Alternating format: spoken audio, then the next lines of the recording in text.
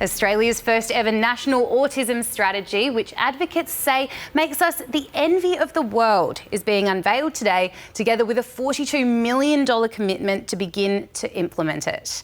There are almost 300,000 autistic people in Australia. They experience higher rates of unemployment, often struggle at school, and many have to mask who they are to fit into the world.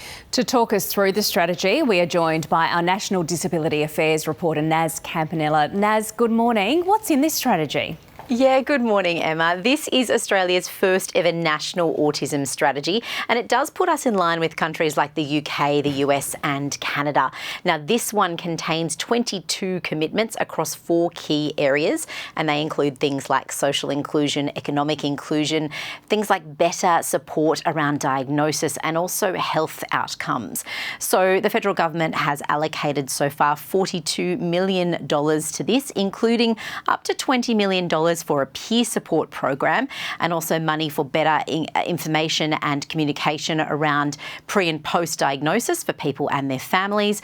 Also money for to basically evaluate existing programs to see what is working and what is not, and also just over $12 million to establish a body that basically takes autism-focused research and turns it into evidence-based kind of tools and also guidance for people and their families. Naz, why is a strategy like this needed? Look, advocates have said that simply having a strategy is a really big step forward.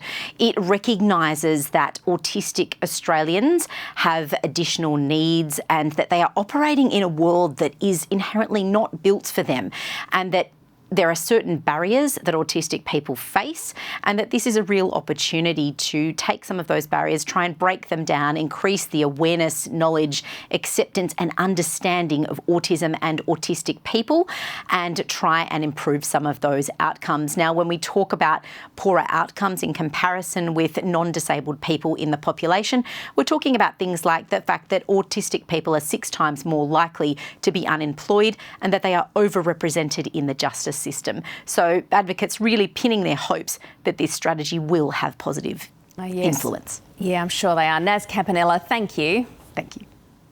Residents in Los Angeles are again on high alert as fire authorities warn of worsening weather. Correspondent Catherine Diss is on the Pacific Highway. Well, good morning, Amelia. We're on the Pacific Coast Highway, which is just down the hill from the Pacific Palisades, which was gutted by fire last week. It is still closed off to residents. It's deemed too unsafe for them to return at this point.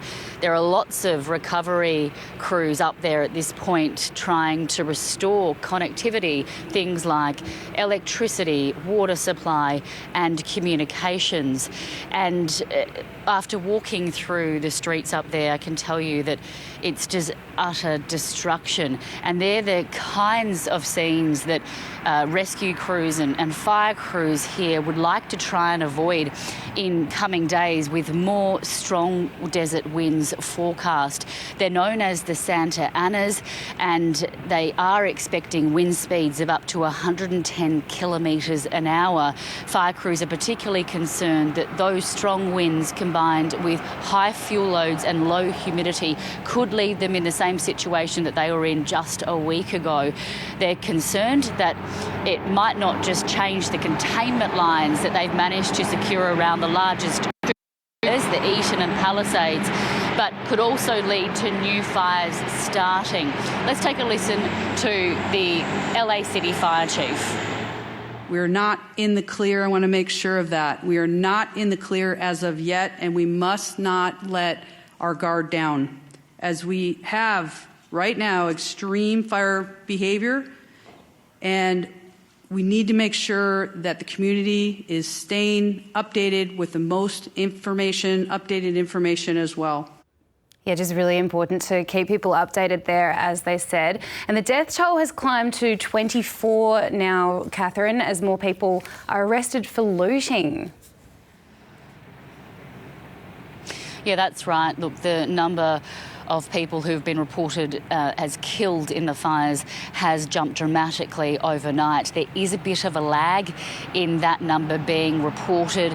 That is because search and rescue crews have to be able to get the all clear to enter these affected neighbourhoods, and the sheer fact that this is still very much an unfolding disaster, so those resources are needed in other places. So today, city officials warning that that number could continue to rise, with the number of people reported missing also climbing.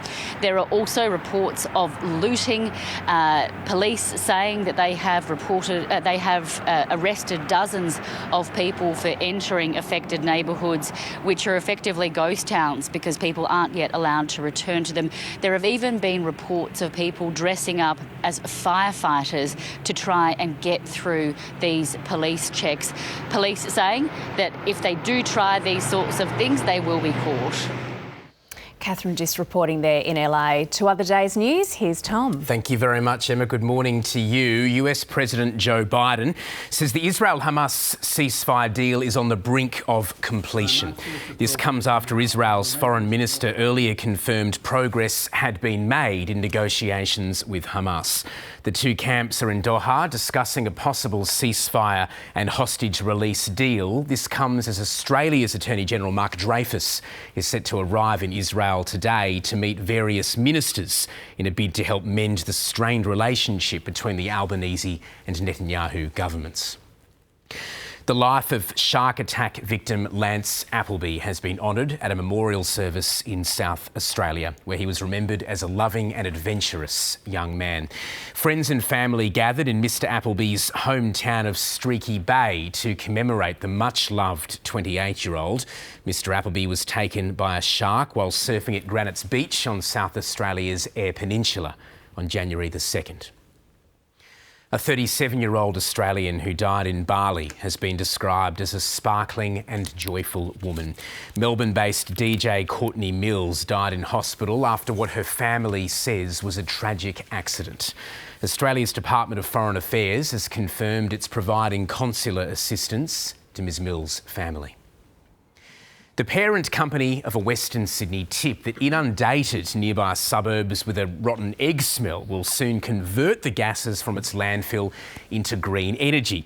Methane and other gases will be vacuumed up and then piped into a 4-megawatt generator.